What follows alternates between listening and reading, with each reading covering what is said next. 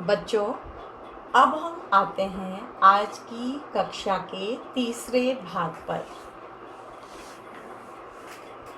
अब हमें कविता से आगे के प्रश्न हल करने होंगे, जिन्हें आपको अपनी अभ्यास पुस्तिका पर लिखना नहीं होगा, लेकिन इस कविता के अनुसार और वैसे भी आपको अपने मौसमों की, अपने आसपास की पूरी जानकारी होनी चाहिए। इसलिए ये जो प्रश्न हैं वो आपकी चर्चा के लिए अनिवार्य हैं। आप आपस में भी इस विषय पर चर्चा करिएगा, क्योंकि बच्चों, साहित्य के बिना या अपने समाज की समझ के बिना या हमारे देश के पुराने कवियों ने क्या क्या लिखा है भाषा के माध्यम से, क्योंकि बच्चों, भाषा मनुष्य को मिला हुआ ईश्वर का सबसे बड़ा वरदान है। आपने देखा होगा जानवरों में, पक्षियों में, उनमें भी भाव होते हैं। वो अपने गुस्से को भी प्रकट करते हैं, अपनी प्रसन्नता को भी प्रकट करते हैं, लेकिन वो उसको किसी कविता, किसी कहानी के माध्यम से प्रकट नहीं कर सकते, या बच्चों उसका वर्णन नहीं कर सकते। और बच्चों, इन प्रश्नों को हल करने से पहले मैं आपसे कहना चाहती हूँ कि कभी जीवन में आपको गुस्सा आए, या कभी बहुत खुशी हो, या कोई नया अनुभव आपके जीवन में हो, तो अपनी एक डायरी बनाकर उसे भी शब्दों के माध्यम से आप कविता, कहानी या एक पैराग्राफ का रूप दीजिएगा। जब आप कभी बड़े हो जाएंगे ना, वो अनुभव आपको बहुत अच्छा लगेगा। आपको लगेगा कि आप तब कैसी सोच रखते थे और कैसे धीरे धीरे सोच बदलती जाती है। तो आइए फिर से हम इस कविता के उन प्रश्नों को करते हैं जिन्हें आपको लिखना नहीं है पर समझना आवश्यक है। तो इसका पहला प्रश्न था, वसंत को ऋतुराज क्यों कहा गया है? उसका उत्तर मैंने आपको दे दिया था। इस बारे में आप अपने अभिभावकों से भी चर्चा कर सकते हैं। अगला प्रश्न है, वसंत ऋतु में आने वाले त्योहारों के विषय में जानकारी एकत्र कीजिए और किसी एक त्योहार पर निबंध लिखिए। तो बच्चों, सोचिए, मैं आपको समय दे रही हूँ कि वसंत ऋतु में कौन कौन से त्योहार हम लोग मनाते हैं, या आपके आसपास के लोग मनाते हैं, या आपकी कक्षा में पढ़ने वाले मित्र मनाते हैं। हो सकता है धर्म और भाषा और क्षेत्र के आधार पर हमारे त्योहार अलग अलग हों, लेकिन हम अपने मित्रों को, अपने साथ पढ़ने वाले बच्चों को, या अपने आसपास रहने वाले पड़ोसियों को देखते हैं कि वो अलग अलग त्योहार इस ऋतु में मनाते हैं। तो बच्चों, वसंत ऋतु में आने वाले त्योहार हैं, आपने सोचे?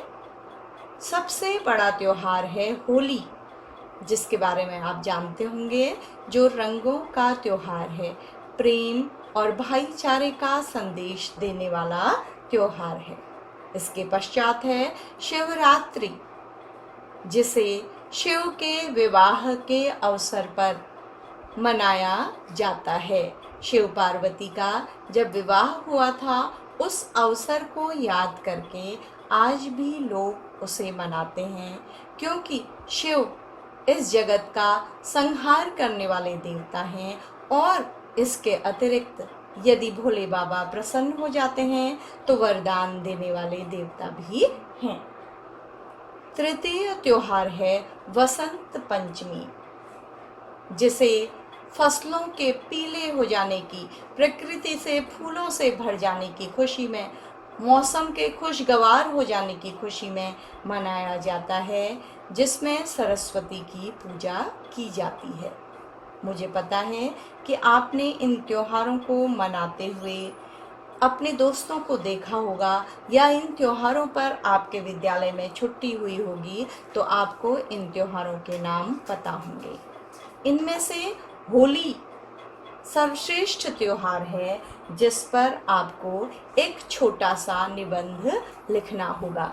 इसके अतिरिक्त बच्चों, यदि आपको कोई और त्योहार इस मौसम में आने वाला हो और वो पता हो तो आप उसके बारे में भी निबंध लिख सकते हैं। बच्चों, कविता से आगे में आपका तीसरा प्रश्न है, ऋतु परिवर्तन का जीवन पर गहरा प्रभाव पड़ता है। इस कथन की पुष्टि आप किन किन बातों से कर सकते हैं? यानी कि जब जब मौसम परिवर्तित होता है तो मानव के जीवन में असर पड़ता है। इसके लिए आप क्या एग्जाम्पल देंगे, बताइए, सोचिए। क्या आप गर्मी, जाड़ा, वर्षा हमेशा एक से रहते हैं? नहीं। जैसे ही शीत ऋतु आरंभ होती है, मनुष्य के कपड़े बढ़ जाते हैं। वो एक कपड़े की जगह कई कपड़े पहनने लगता है। उसे ठंड लगने लगती है, ठंडे पानी से डर लगने लगता है। वह अपने शरीर को गर्म करने के लिए ऊनी वस्त्र पहनने लगता है।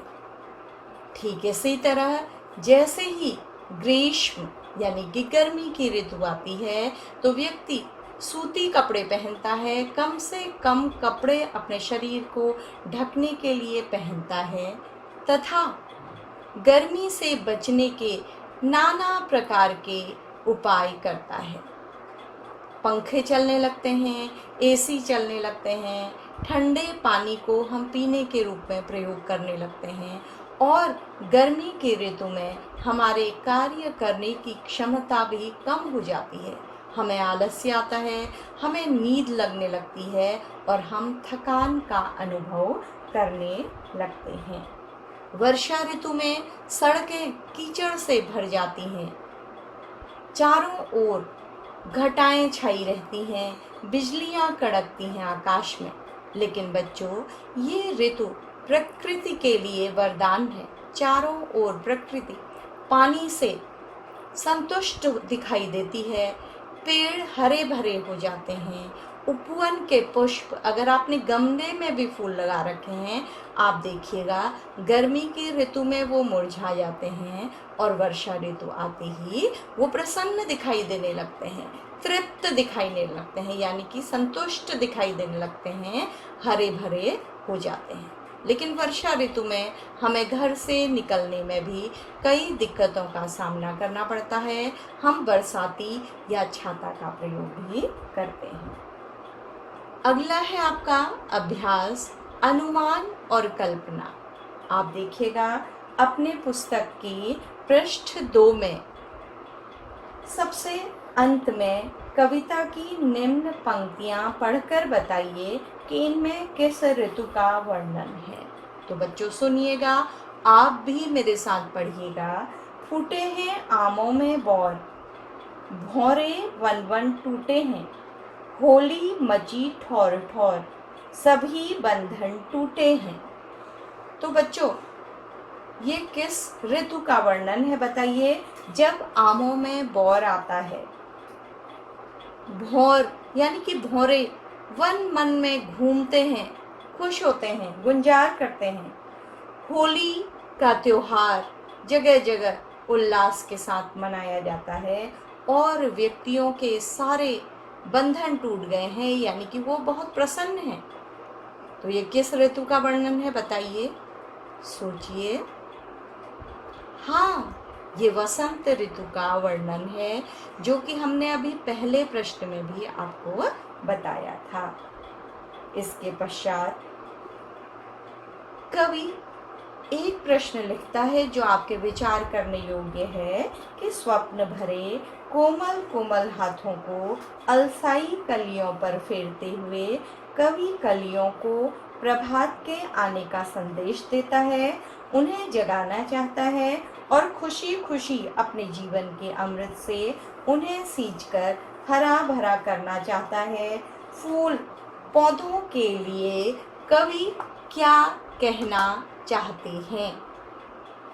तो बच्चों, फूल और कलियां, कवि ने केवल फूल और कलियों के लिए संदेश नहीं दिया है।